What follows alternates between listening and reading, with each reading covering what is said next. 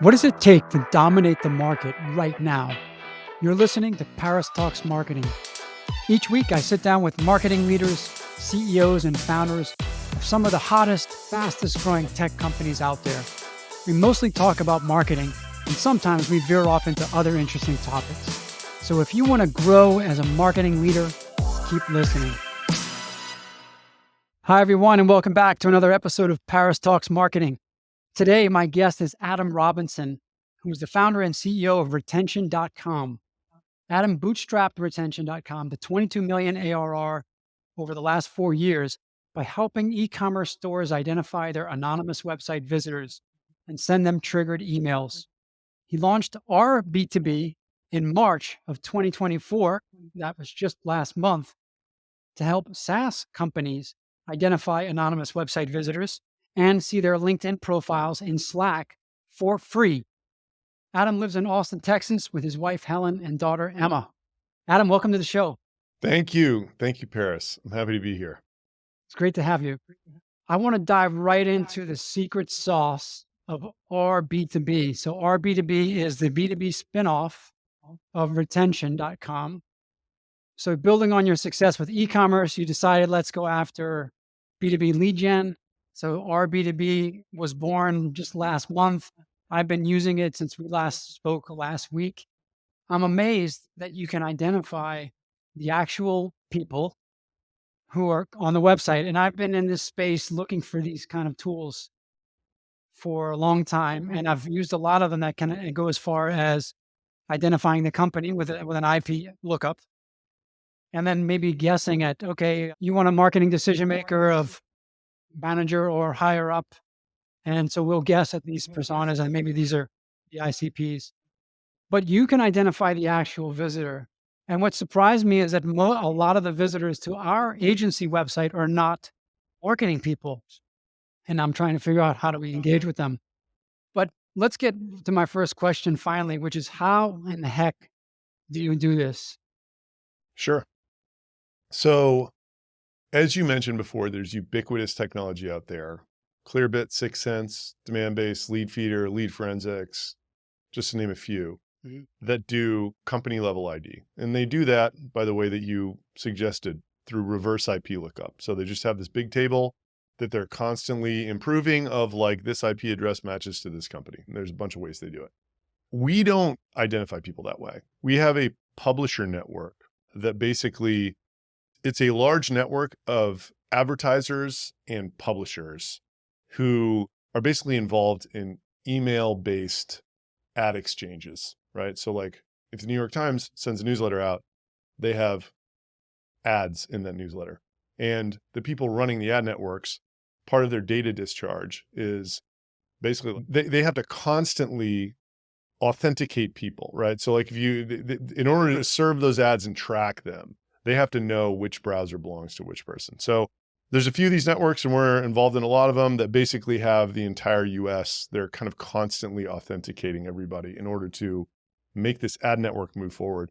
So we can take the anonymous identifiers in that ad network and connect them with real people. You know, basically like we use the pixels from this ad network and we just, you know, if somebody comes by that they have authenticated in whatever, the last 24 hours or something like that, then that browser will have a pseudonymous identifier that we can then, you know, connect to a LinkedIn profile and then enrich that to like a business email and stuff. So Okay. Does that make sense? Like that's, I think it does. yeah. So instead of just looking at the IP address and matching it to a company, we're literally like looking at anonymous identifiers in the ad network world and basically, you know, de-anonymizing them to like actual people. Gotcha. And I know a lot of our European listeners are rightfully asking, what about GDPR? And you mentioned this is for the US. The US customers are probably asking the same thing, right? Like that's the GDPR was such a scare. So like the first question is like, how does it work, right? And then the next question is always like, but what about GDPR? It's funny, on the consumer side, it was like, how is it legal? How does it work? What do I send? Every single person asked those three questions the second after they heard what it did. On the business side, on this side, it's like, how does it work? What about GDPR? Then, well, what about California then? And then, what do I do with the data, right? So it's a similar question. So look, here's the story with GDPR. Europe is not seeking to regulate technologies that only take place in the geographic US and only have US data subjects. Does that make sense? Europe, that's not what GDPR is. It is for inside of Europe and, European citizens, right? So, Right. Yeah. And European-based companies like ours. Yeah. So even if we're based in Europe targeting US, GDPR does apply to us because our company's based in Europe. well, I'm not saying that the GDPR doesn't apply to you. I'm saying that this technology would not fall under the jurisdiction of GDPR because it is a Mhm. US based technology with US based data subjects. Europe has nothing to do with it. Whether you're a European, you know what I mean? They're not trying to regulate your US data subjects. Does that make sense? Yeah. So there is a fringe sort of case where European CISOs would make the argument that they maybe shouldn't be doing this, but these guys are kind of like lawyers. They're going to tell you all of the risk that you have. And the odds that there will be no consequence. It's exactly what I said. It's like Europe is not going after US technology and US data subjects. So even Yeah. if this were to somehow, by some definition, apply or whatever, the actual risk that it gets enforced in any way is zero. So I would encourage you, if your CISO says, well, we can't do this, to sort of bring up okay, well, what's likely to happen if we do? You know? Yeah. And you know what I mean? And the answer Yeah. is, well, probably nothing, but we shouldn't anyway, right? Yeah. I mean, Um, it's probably an infinitely small probability, actually. So, right. That we literally won't pass a contact if that person is not both, if the pixel didn't fire in the US and that person isn't a US person in LinkedIn, right? yeah. It just doesn't even go.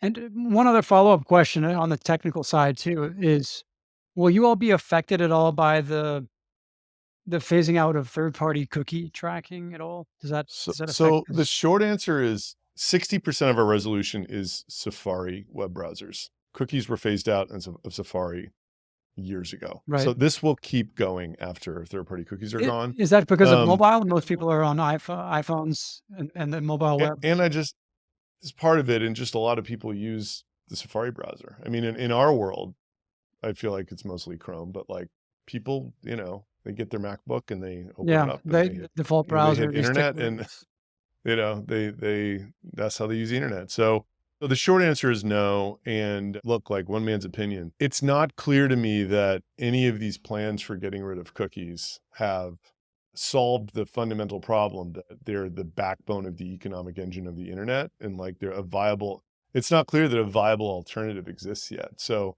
Yeah, there's going to be a lot of changes to the internet in, I think, the next 10 years. Like, I'm hearing that California and the FTC want to get rid of pixel retargeting full stop. So what I do is just going to be gone. But they're not talking about de-anonymizing web traffic. They're talking about Facebook retargeting ads. Like, if someone sees a shoe, they do not want that shoe to follow them around the internet. So we're talking about getting rid of a significant part of several trillion-dollar companies' businesses. This is not something that is going to happen overnight, you yeah, know? And I think that's the other, there's a fundamental problem with cookies. It's sort of the same thing. It's okay, Chrome gets rid of cookies. Now the walled garden, the open internet's gone. The walled gardens are the only people that can serve a retargeting ad, yeah, you know? So yeah, we'll see what happens. yeah. Well, let's move on to some of the strategies. That's what's most interesting to me. And in the week or so that we've been using it, I've been trying to connect with people on LinkedIn, but it needs to be a lot more than that. And we're going to have an SDR coming on board soon. We don't have a lot of traffic volume, so there's only maybe 5 to 10 new profiles to look at every day. But I imagine some of the bigger companies have a lot more. How would you can you walk us through a really best practice workflow for mid-sized B2B lead gen company? It could be SaaS company or otherwise. if let's say they're getting a flow of 50 to 100 profiles coming in every day, what's the best practice? Yeah. So we're in the process of building we're calling it like a hot leads filter. So like it's going to have your ideal customer profile. It's going to have repeat page visitors, hot page visitors. So like somebody hit your pricing page, product page, whatever. And the point is everybody, especially as you get higher traffic, right? Like everybody's traffic is mostly not ideal customer profile. And then as your traffic grows, that dynamic becomes even worse just because, you know, as you increase the amount of leads, the quality of the leads goes down. So Yeah. And there's usually like a a signal lot of versus that growth, by the way, Adam, I think is, well, if it's SEO growth, it's probably from editorial education-based content from people that are not, right. they're further up in the funnel, so they're not coming with the Yep. same degree of buying intent. Well, they could be the right ICP, but not at the right stage. For somebody getting 50 to 100 leads a day, you need right now, like we're getting like 120, 130. Like we have a BDR, well, for retention.com, not for RB2B. RB2B is a free offer, so we don't have human beings like trying to move people down the funnel. We're doing it automated with Clay and stuff. But for retention.com, our sales guys, we have 4 sales guys. One of them is sort of the quarterback. He's in there finding ideal customer profile leads. Oh, and another hot lead indicator will be currently in your CRM, right? So like if it's an opportunity Oh, and they're nice. on your site, it will highlight that too. But as of right now, we have one guy who just is kind of scrolling through it like a dating app a few times a day. And then based on territory, he's assigning in the Slack channel somebody the lead, right? So thing one that needs to happen is you need to just filter down to people you should actually be contacting and like, you know, not contact the rest. So like we're going to help with that. It's not really that usable for over a couple hundred leads a day right now. We know that, but the solution is coming soon. Step 2, I think for B2B SaaS, it's like, and I don't know if you're seeing this too, like we're seeing like a near 100% connection request rate on these people when you just send a connection request. So like that's magical. It's a brand impression, right? Like it's an easy, quick win. So Yeah. if you were just signing up for this today, what I would tell you is just get however many leads, totally depends on your volume, and then just take a portion of them, scroll through, find your ICP, and then connect with them on LinkedIn just to see if they accept your request, right? Because then you have live people who are in your ICP that you are actually starting a conversation with. Yeah. And then after that happens, it's sales, right? Like if you are really good at selling over LinkedIn and email, then you will be incredibly good at selling to these people over LinkedIn and email. And phones, by the way, also work. If you are not good at outbound sales in any of those 3 categories, then this is not going to book demos from you because you don't have a leads problem, you have a sales problem. So if your machine, like the more dialed your sales machine is, the more effective providing hot, low in the funnel leads to that machine will be, Yeah. if that makes sense. So this is what we do. We connect with people on LinkedIn. We put them in a sequence, a short 3 email sequence that day. So LinkedIn connection request, email goes out, very quick, straightforward and to the point, very clearly expresses the pain that we solve and the value that we provide. And then 24 hours later, if no response, we send them something similar over a LinkedIn message, then another couple emails the next few days. And then they're just in like a nurture campaign after that. Yeah. So it's not rocket science. I think the key more than anything else, people have this. So like we sell something very similar to e-commerce world. We've been doing it for 5 years. We have seen a very high correlation between how quickly the communication starts and the effectiveness of the campaign. So, you know, one way I like to think about it is you might want to say, okay, like let's let a week go by before I contact these people so I don't freak them out, right? A week in internet time is infinity years. Like Yeah. I have to try to think about a website I was on 7 days ago, like last Tuesday morning. Last Tuesday morning, I have no idea what I was looking at, like Yeah. zero clue. So there is a super high level of intent when somebody's on your site. If you can somehow get that connection request out that day within an hour, like, Yeah. whatever, immediately, like however you want to, there's different ways to automate things and like whatever else. That is, I think in a way, it's more important than the content, right? Yeah. Because Yeah. The timing is everything. it's going to take somebody 6 or 7 brand impressions to buy from you. Like number one, if that starts happening right now, like they're like one brand impression looking at your site. Number two, oh, this dude just reached out to me. Wow.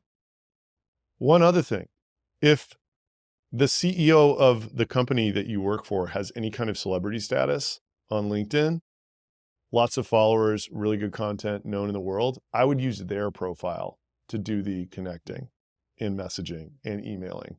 Because I think the most important variable of getting an email opened is who sent it. If it's a recognized and trusted person, Yeah. it is going to get responded to at a super high rate. Like anyway, So, yeah, I mean, the ideal flow is that there's a recognized LinkedIn influencer reaching out in under 60 minutes from when they hit the website. So their visit is still fresh in their memory. They see the CEO of the company, and suddenly the prospect is pivoted from the company brand to the CEO's personal brand. And we're going to get into that very soon here.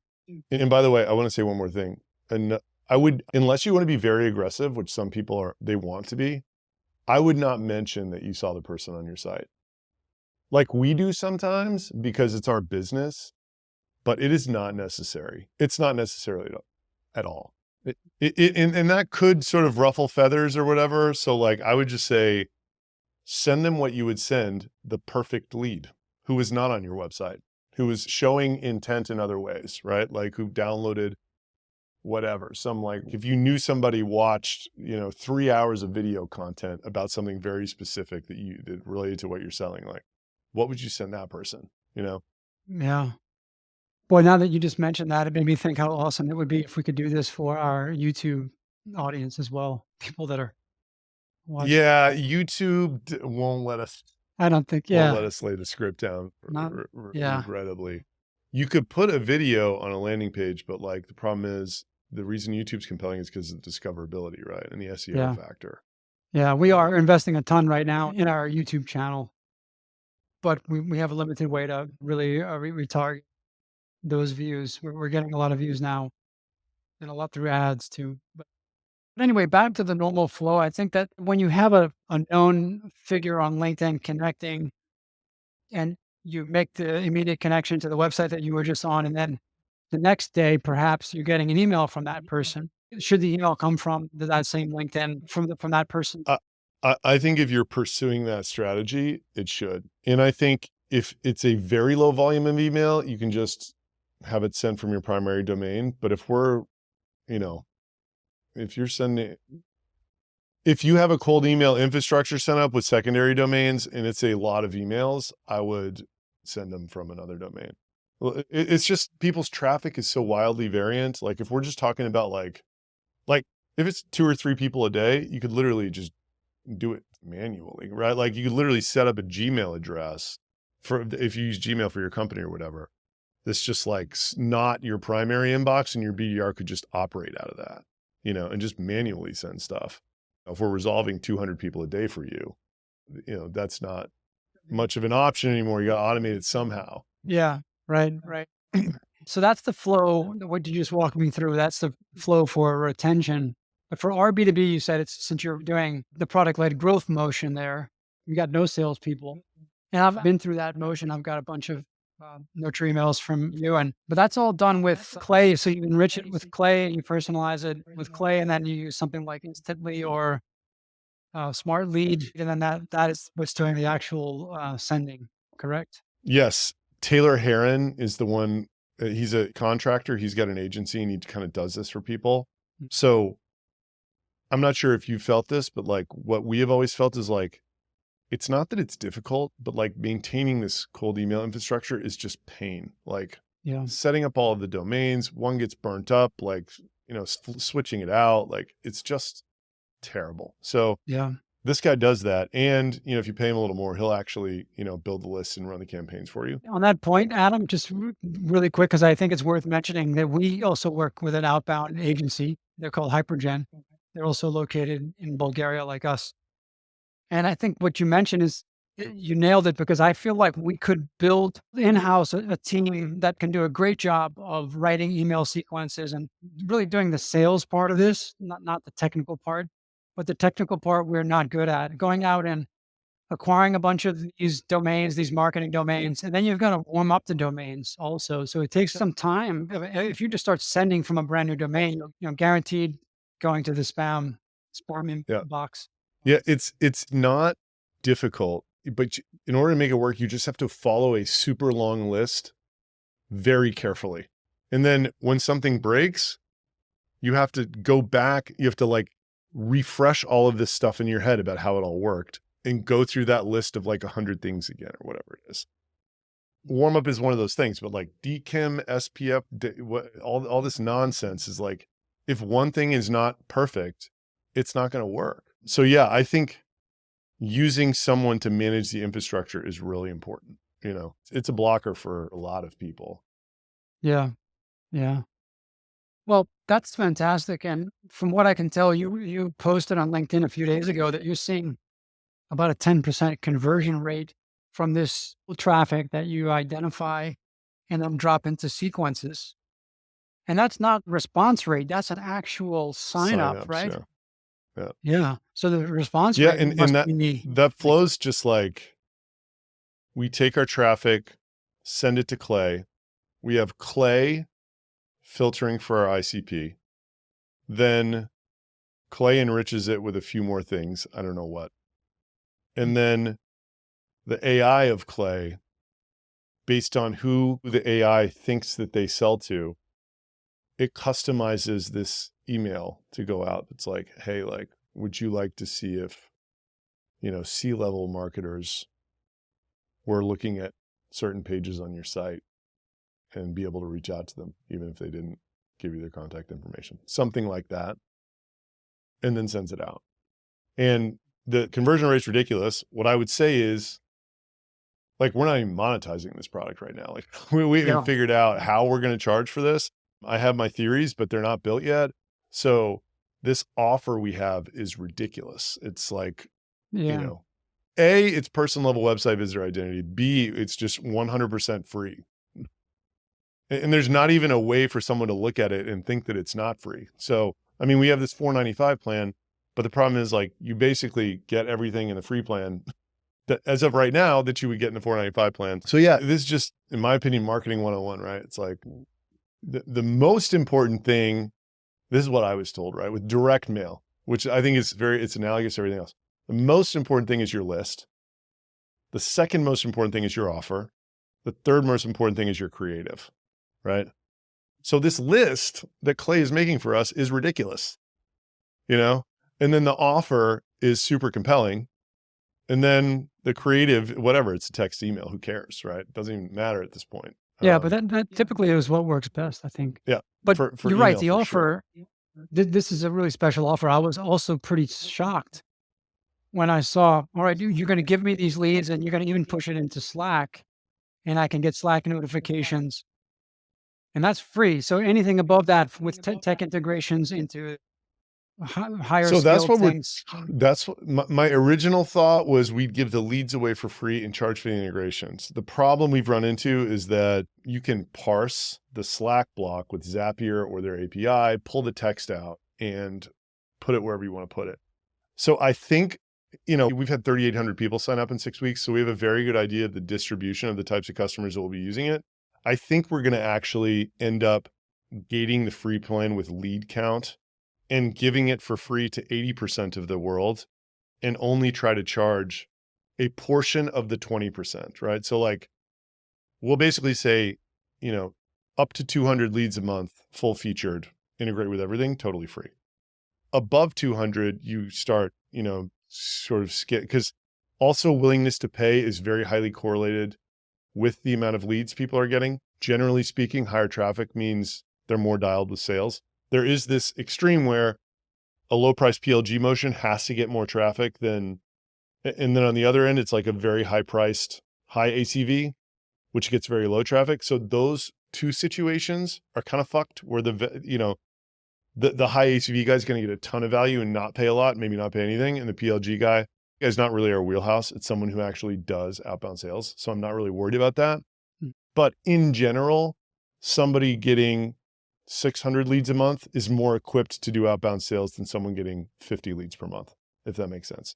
So we're just thinking about like graduated tiers up to $500 a month. We'll have really big deals that are, done with sales or whatever that are bigger than that. But, giving people, because I still think even with that pricing, we can market it as free forever. You don't have to tell, you know what I mean? It's like MailChimp or whatever. They just 100% free email marketing was their tagline.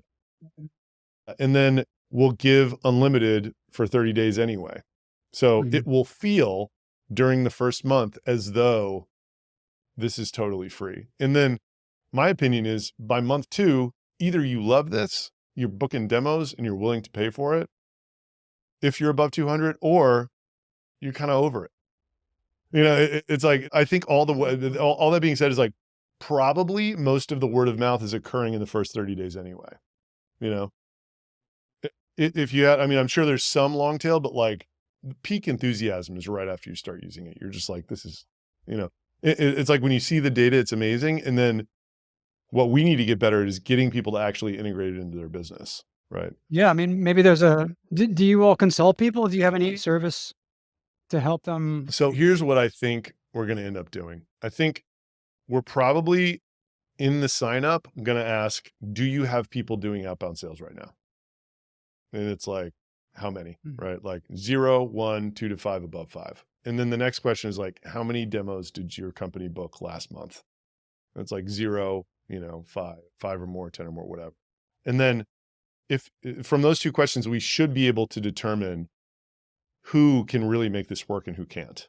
So they install the script, and if they answered those questions in a way that would indicate that they do outbound sales, if they end up getting, in 24 hours, we know how many contacts they're going to get in a month because people's traffic's relatively constant day to day in most cases.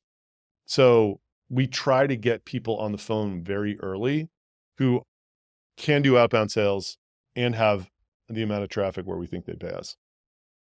Not a sales call. We're like, we want to make sure that you're using this the right way because you are set up to kill it with this.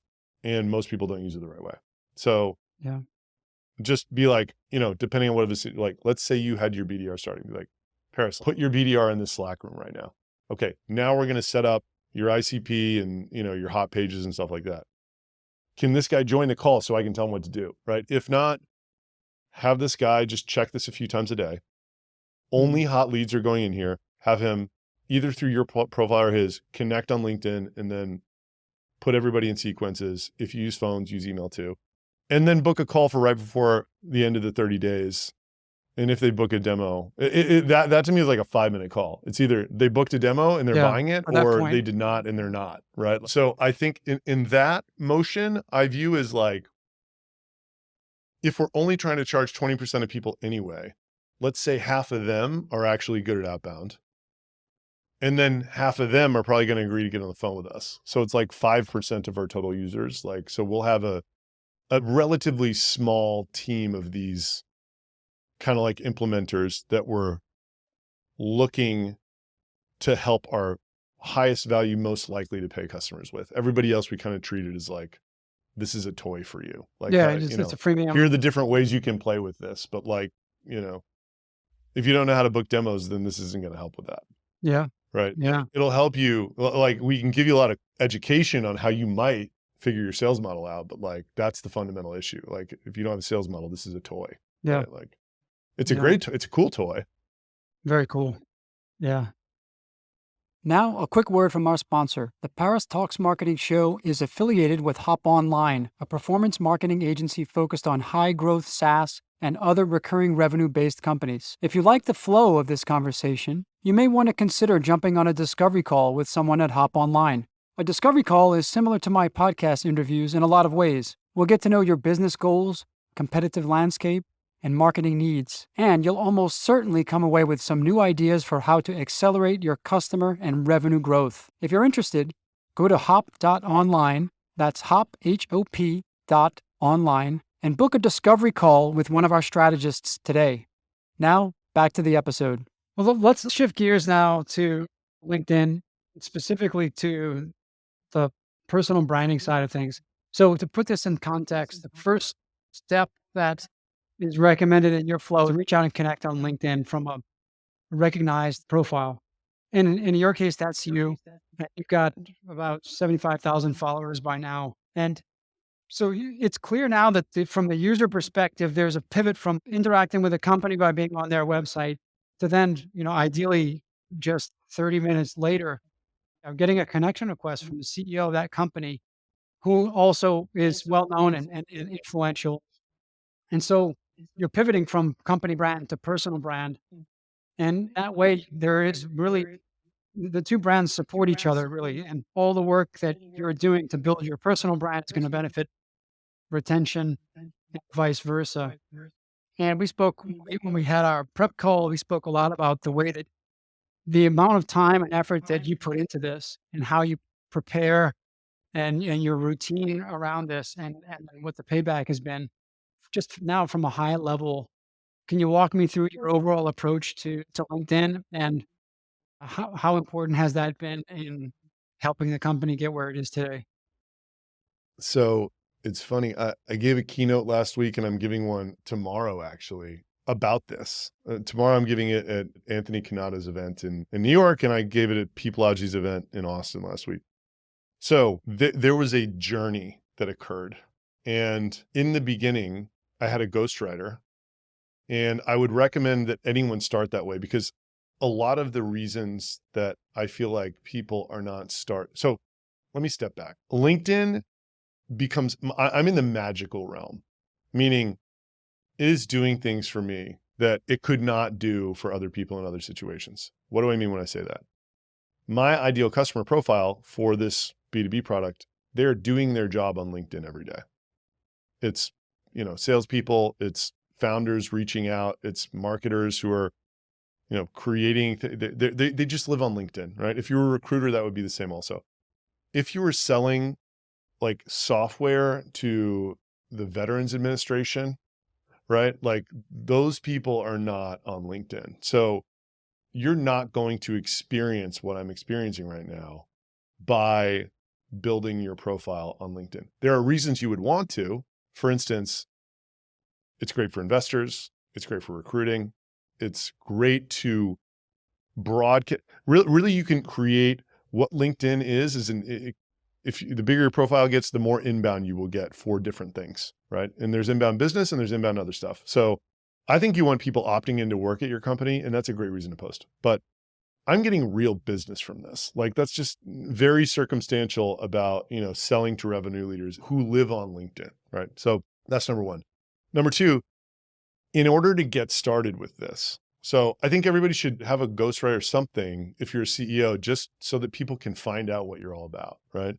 And there are very low lift ways to work with ghostwriters who can get you posting several times a week and kind of build up a small personal brand that will serve that purpose when employees go to research you, when investors, whatever, right?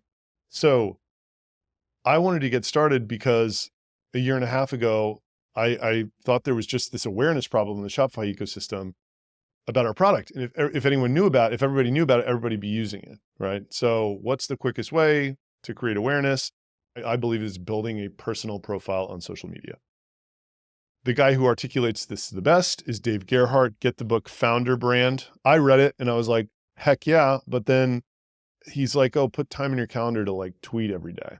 And I'm like, man, if I think about what I'm good at as a founder right now, and I think about the person who I was and the way I made decisions and the way that I thought about the things that I think I'm good at now, 12 years ago when I started my first company, it is night and day. I was playing little league baseball and like now I'm in the majors, right? Like I'm so much better at what I'm good at than I was when I started being an entrepreneur that it is incomparable, right? So like I just was very uncomfortable with the idea of like starting to tweet, having no idea how this game worked against the best in the world at tweeting. So I think that can be like an apprehension that people can experience. It's like, I'm not just going to go like, hurl posts into the void, knowing nothing about how this machine works. Like I wasn't on it in my personal life, like whatever. So ghostwriter helps there. Another objection is like, I don't want to be famous. Being an influencer is stupid, right? So the thing that I would say to that is, you will not actually be famous. You might be famous in certain rooms, which is actually, I think, a pretty cool thing. And being famous in that room is super powerful. It helps literally everything across the board, right? So yeah, how I got started was I worked with a ghostwriter, and then I actually, I had this view. I was like, how is this going to, with everything in marketing, right? It's like, how am I going to be different? Everybody's posting, right? Like, how's my stuff going to stand out?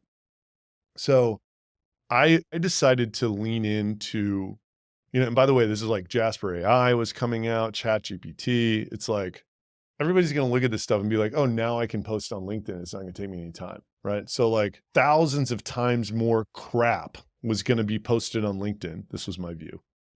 So I was like, how am I going to be different? And I'm like, I'm going to maximize authenticity. What can I report on? What can I do that ChatGPT cannot do at this point? So for me, it's like, and what's nobody else doing? It's like, at the time I had 12 million ARR and 6 people, and I was willing to like show my financials. The combination of those 3 things didn't exist anywhere else in the world. And I knew that like everyone's always curious about like the money you make or whatever. So if you're willing to talk about that, like you will build an audience around that. So like I've continued, that's part of what I do. I like every month I put a chart of our monthly recurring revenue graph, good or bad, up or down. I say when stuff sucks. I say when oh, and that's another thing. It's like nobody wants to admit failure, right? Like nobody wants to say like, it sucks here right now, right? There's a lot of reasons why you wouldn't want to say that. Your employees, your investors, your whatevers, right? But like, if you're willing to, it's going to build a lot of audience. Another thing that I'm willing to do is video, right? I have this deep-seated belief that if I can put myself out there as much as possible in front of a camera and people can get used to seeing how my face moves when I talk, the sound of my voice, my gestures, all of this, they will literally feel like they are friends with me over time. The power of that is unbelievably, like, it's indescribable, it's unmeasurable, but like when you can walk into a room of marketers and I can just tell now, like people look at me as though I was an old friend and I've never seen this person before. Like it happens every time I go to an event now, Yeah. right? I think this So, is what you mentioned last time we spoke was there's a difference between being well known and versus known well, known well. Yeah. yeah, So well known, I mean, the stuff that you're posting about the company and financials, that's making you well known. But when you actually say, "Hey, we got a down quarter, and this really sucks, and morale is a little bit low, and I know I've disappointed some investors or some other people." And then when you say that on video, and people can really empathize with you as a person for those kind of emotions and vulnerabilities, that's then you're known, not well known, but you're right. known well. I think it is like, yeah, you're like scaling, becoming a friend to people through these mediums. And another thing about well-known versus known well is like, I view well-known as like, it's very untargeted. It's talking about things that LinkedIn likes, like, a work-life balance, hiring. Like, I'm not gonna, be on a panel that there's no women on or whatever, right? Like there's these topics that LinkedIn loves, and if you're just going for virality within very broad topics, knowing that like that's what LinkedIn likes, then it's not very difficult to get a large audience of very untargeted people. I have a few things, mostly a few pillars that I operate in. Like one is work in public, one is, predictable revenue is dead, right? Like it's sort of like there's a new way, inbound led outbound, right? So that's kind of a pillar. And then I can talk about ABM and website visitor identification. It's like it pulls like a super specific audience of very high level marketers that are like doing ABM. So the work in public stuff is mostly founders. The predictable revenue is dead is revenue leaders and, kind of high level salespeople. And then ABM is like all these and like, I know when I write something, who is going to engage with, right? So that is super targeted. And it's like, the more you articulate your thoughts in different ways around this like singular like topic, the more people feel like they know you because they understand how you think about these issues. On one hand, it's like, that's media and that's politics. It's like repeating the same thing over and over again. On the other hand, that's people getting to know you. By saying all this stuff, like it's giving people, making it easy for them to understand what I'm all about at this moment, right? So I think what you're saying here also, what is probably preventing a lot of people from getting active every day is they think, today I don't really have anything unique to say that I haven't already said at least once in the last week. The truth is, it's okay to repeat yourself and to use different words and phrases and examples, because as you said, that's where the personality is going to start shining through and the message just continues to get reinforced. So I would say that not only is it okay, it's actually much better to just repeat it over and over again. So this guy, I love Chris Walker. He's a buddy also, but like I kind of stole Chris Walker's video playbook, and I think he's the master at this. So like he basically, he's got this high-end marketing agency for B2B SaaS, and he's like starting another software company right now or whatever. The entire business is LinkedIn demand gen. That's where all his pipeline comes from. And he's got his own virtual event where people ask him questions. And by the way, who's he pulling? It's people who are interested in these topics and viewpoints that he has. So they all ask him the same questions over and over again. And then he gets invited on other people's podcasts, and they're for the same reason. Like they want to know what Chris Walker has to say. So they ask him about the same stuff all the time. It's multi-touch attribution. It's like, whatever. Like SQLs, you know what Chris Walker stands for. So this takes a while to read enough of his content where you notice it. But like he's the master of making something feel like it's totally fresh all the way through the post. And then he wraps it up and you're like, oh, that was just the multi-touch attribution post again. But like it really works. The dude's been saying the same thing for 5 years, and it's just, there's always a steady flow of new people who are getting infected by this, world that he's in. I guess also when there's so many people, there's so much noise out there on LinkedIn, it's probably good to eventually be known as the guy that stands for this thing. So Chris Walker is either the attribution guy or the dark social guy. You could be the inbound let out guy. I mean, if you stay at that, so at the moment, one of my goals is to try to make, when people think of person level and not company level website identity, try to make my face pop up in their heads when they think of person level ID. That's one of my goals. Mm-hmm. Yeah.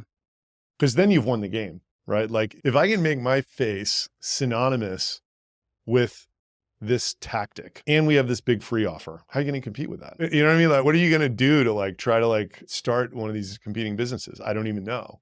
It's like Coca-Cola or something, right? Like it's.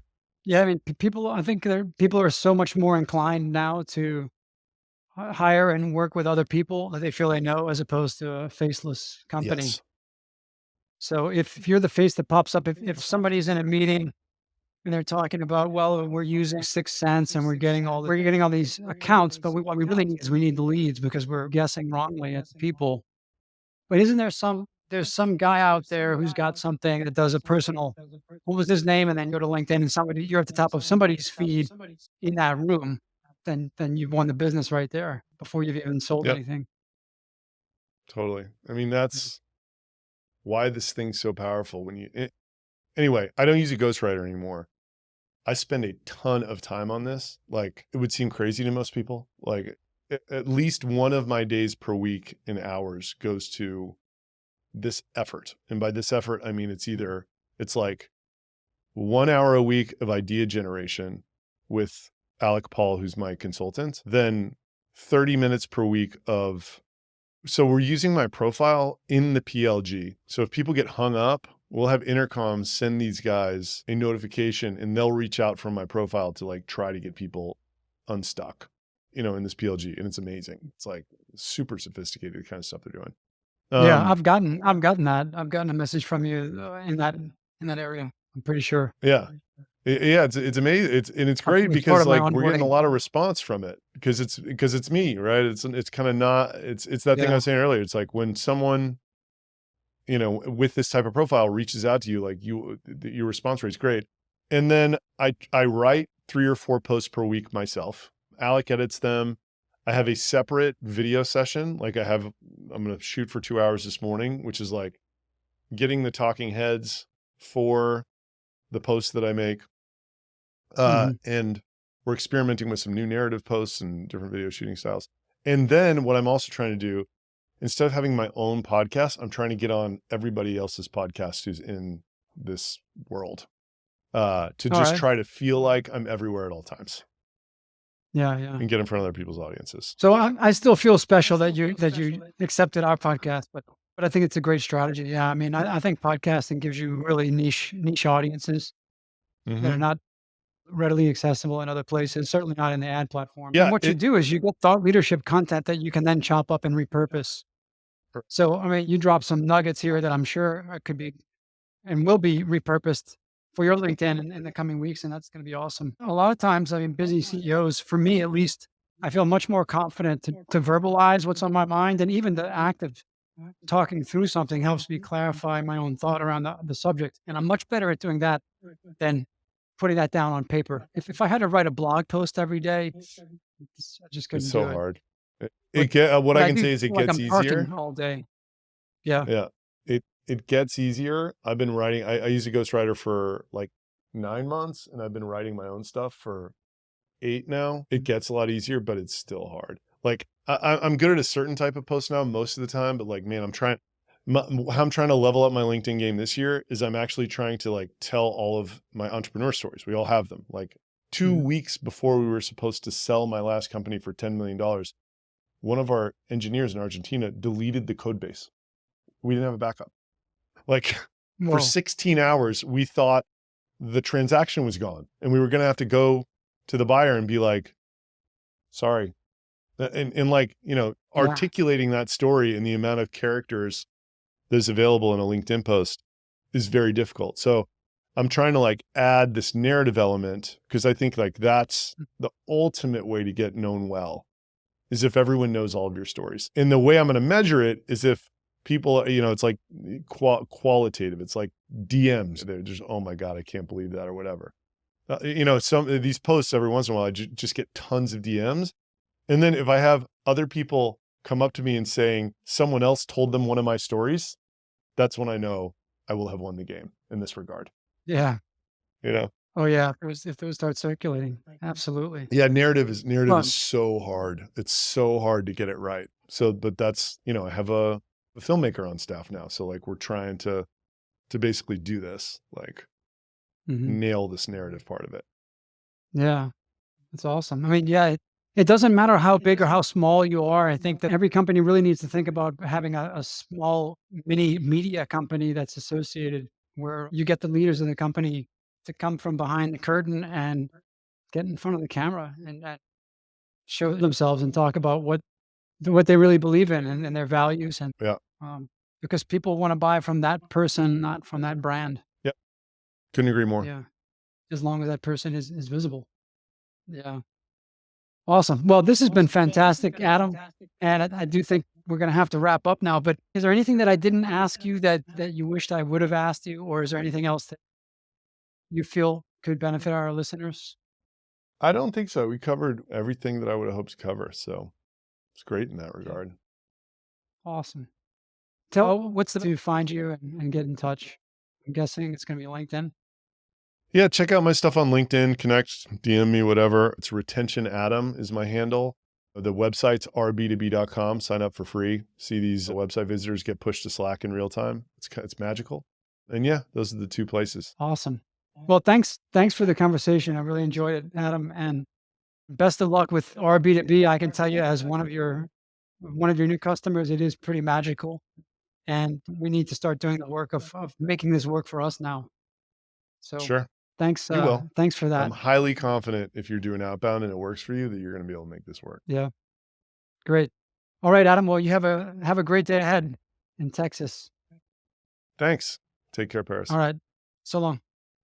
Another great episode in the books. Hope you enjoyed it. If you want to get notified when future episodes drop, be sure to subscribe to Paris Talks Marketing on your favorite podcast player. And to learn more about our growth marketing agency, visit hop.online. That's hop, H-O-P.online. Have a great day.